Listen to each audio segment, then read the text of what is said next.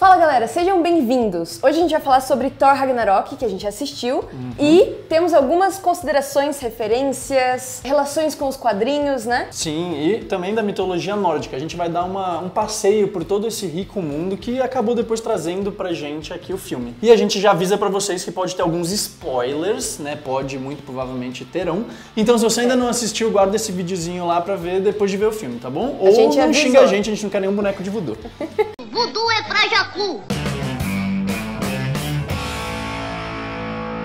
Pra gente começar, a gente vai falando sobre os personagens que aparecem nos filmes e fazendo as referências de como eles aparecem nos quadrinhos, em que momento eles estão, qual é a diferença entre as funções e algumas relações até mesmo deles nos quadrinhos e nos filmes. Justamente para ajudar vocês a ter esse panorama de como que o filme foi feito, como ele foi construído, mas sem entrar em grandes detalhes dos quadrinhos, porque vocês podem já ter assistido o filme, mas talvez vocês ainda não tenham lido essas histórias de onde eles saíram, então a gente vai deixar esse gostinho ainda para vocês, né?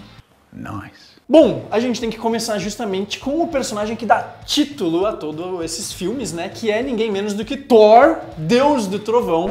Lorde do Trovão. Ficamos zoando, né? Assim, Deus do Trovão aqui, galera. Como todo mundo sabe, né? Ele é o portador do Mjolnir e parece às vezes um pouco com o Raiden no filme, com os poderes todos elétricos dele. E uma das coisas mais legais que eles trabalham com o Thor no filme é essa perda do martelo, que reflete bem tanto na aparência quanto um pouco nas dinâmicas que ele cria dentro da história, aquilo que a gente está vendo agora no indigno Thor.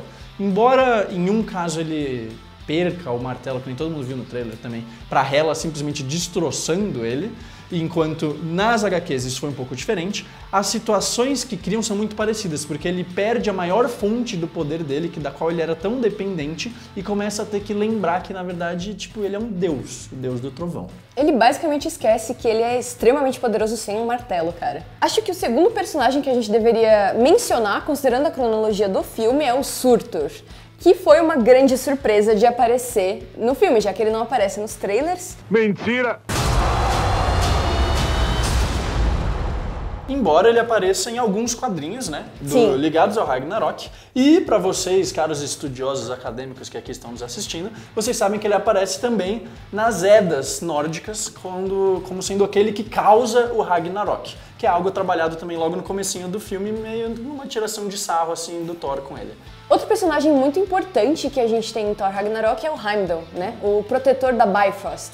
Um dos deuses mais legais de Asgard, que é muito bem interpretado pelo Idris Elba, e que aqui no começo do filme ele tá foragido, já que o Loki assumiu o posto de Odin, né, que nem a gente viu naquela cena extra do finalzinho de Thor 2. E ele vai ser um dos aliados do Thor, que vai tentar ajudar ele nesse grande embate contra a Hela. E falando na deusa da morte, né, não tem como não falar sobre a Hela no filme. Ela ficou super parecida com os quadrinhos, você vê ela realmente adaptando os chifres, aquele capacete dela gigante que muda de forma durante as cenas, né. Nos quadrinhos ela, na verdade, é a filha do Loki, né, e no filme ela é a primogênita do Odin.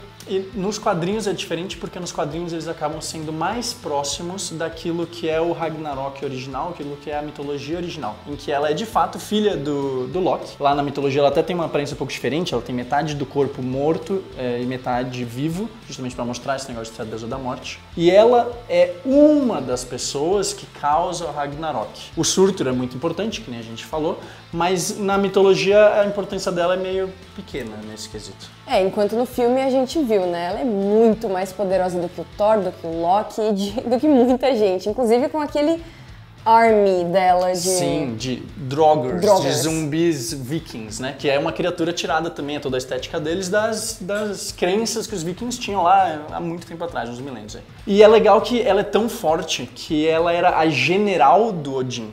E ela briga com Odin no filme justamente por causa que a ambição dela é maior ainda do que do Pai Supremo. Não se contentava com só 9 reinos e queria expandir o domínio de Asgard muito além daquilo que era. E aí a gente descobre que, na verdade, a história que aconteceu com a Hela, ela aconteceu muito antes das histórias com o Thor e com o Loki na vida do Odin, né? E para dar continuidade ao nosso panteão asgardiano, a gente tem que falar daquele que, em um outro universo, né, como a gente falou, é o pai da Hela, que aqui é totalmente diferente da figura do Loki que a gente está acostumado tanto nos quadrinhos quanto na mitologia nórdica.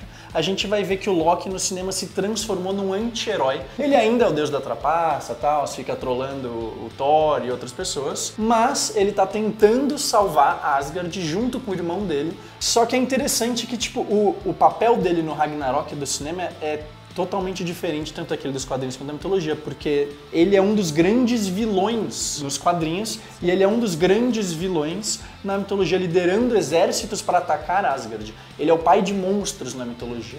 Fenris, que aparece um pouquinho no filme também, né, como o cão de guarda, quase, montaria da Hela às vezes, é filho do Loki também na mitologia. E é ele que acaba matando Odin, se a gente for ver aquilo que os nórdicos acreditavam.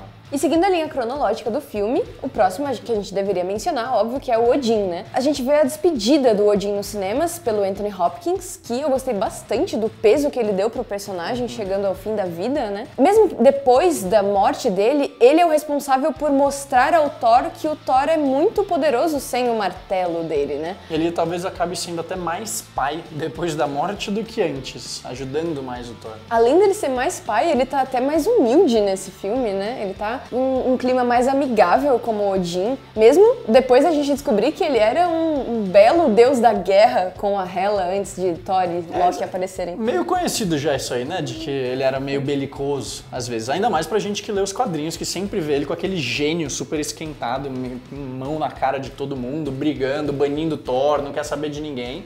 Ele é super cheio de si. E é algo que acaba ficando um pouco diferente aqui quando ele se aproxima dessa morte no Ragnarok. E até acha uma humildade meio estranha, que eu nunca tinha visto no personagem em lugar nenhum. Que ele chega a falar pro Thor que o Thor é mais forte que ele. Onde já se viu o Odin falar isso? Como a gente já sabe, tanto pelos trailers quanto pelo filme, boa parte da história não se passa em Asgard, mas sim em Sakaar, que é justamente aquele planeta que foi criado pelo Greg Pak em Planeta Hulk, que é de onde saem vários elementos, vários personagens que a gente vai ver dentro do filme. Inclusive um gigante Hulk guerreiro vestido para batalhas gladiador escravo. Muitos fãs. Ah, sim. E bom, o Hulk ainda estava sumido, né? Desde a Era de Ultron, e a gente vê como ele foi parar lá, etc, dentro do filme, e que o Banner não dá as caras há um tempinho aí. Que o Hulk assumiu de fato aquela posição e tá vivendo muito bem a vida de tipo um rei escravo lá da vida, mas ele não quer saber da Terra, ele era odiado na Terra e aqui em Sakaar ele é ovacionado e amado. E então ele fica, né, nas garras de um personagem que a gente também já conhece dos quadrinhos, bem antigo, que é o Grão-Mestre. Tá bem diferente dos quadrinhos aqui, né? Mais engraçadão, né? Nos quadrinhos ele é um dos anciões do universo, irmão do colecionador, mas aqui a gente não sabe de nada disso, embora a aparência dos dois esteja parecida, alinhada, né? né? Mas ele é uma pessoa meio avoada, assim, meio leve e que casa bem com o humor que o filme todo traz pra gente. E a gente não pode esquecer de mencionar, né, dois personagens que eu gostei muito no filme, que foram adaptados de quadrinhos também, que é o Korg e o Mick. Eles foram adaptados também de Planeta Hulk, inclusive. Eles fazem parte da rebelião toda, lá que tem o Hulk. Inclusive o Korg é super revolucionário, né, dentro do filme. E ele é interpretado por ninguém menos do que o nosso querido diretor do filme, Taika Waititi. E voltando agora um pouco pro mundo dos quadrinhos, aquilo que tá acontecendo agora, tá saindo uma nova revista não exatamente, mas um novo título dentro da revista do Thor, porque fazia bastante tempo que a gente não via o Odin-san, né, filho de Odin, aparecendo por aí. Mas desde a número 7, em agosto, a gente tá publicando aquela minissérie que é o Thor Indigno, que ele vai tentar buscar pelo martelo do outro Thor, o Thor do universo Ultimate, que por causa das guerras secretas e tal, veio parar no nosso mundo. E a gente vai ver o Coipel, um dos artistas mais talentosos a trabalharem com o Thor, voltando para ilustrar as páginas desse nosso herói tão querido. Inclusive, nessa mensal, você também pode ver a versão feminina do Thor, que tá saindo desde o começo do ano. Sim, e desde antes das Guerras Secretas também, né? Que também é muito interessante se você quiser conhecer um pouco mais do universo dos quadrinhos de uma maneira um pouco mais leve e diferente. E é legal que dentro do universo da Jane Foster Thor, a gente vê muito mais da parte da mitologia nórdica mesmo. E dá pra ver bastante da pesquisa que o Jason Aaron fez, porque toda a história se passa na guerra entre os 10 reinos aqui, desde que a Angela entrou e tal. Mas os 9 reinos expandidos da mitologia. E então a gente vai ver Malekith, vai ver gigante de gelo, vai ver elfo, vai ver todos esses seres da mitologia dentro dos quadrinhos. Depois de todo esse passeio pelo universo do Thor, falando sobre os personagens do filme, as comparações com os quadrinhos, algumas referências, a gente vai responder algumas perguntas que o pessoal mandou lá na página / no YouTube. Vamos lá.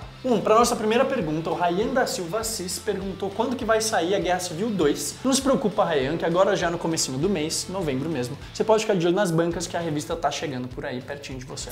Theo Fairbanks perguntou sobre o encadernado de Kanan. Por enquanto a gente não tem previsão, Theo.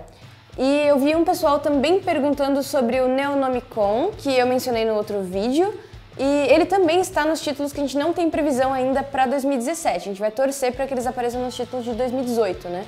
É que nem a gente falou pra vocês, ainda não sabemos o que vai vir em 2018, vocês ficam de olho mais no final do ano. E para nossa última pergunta, o Leonardo Bauer, ele tava pedindo pra gente publicar a fase do Simonson do Thor, muito boa, clássica. Mas por enquanto a gente ainda não tem uma previsão, fica nesse negócio mesmo de vamos ver o que vai vir no ano que vem.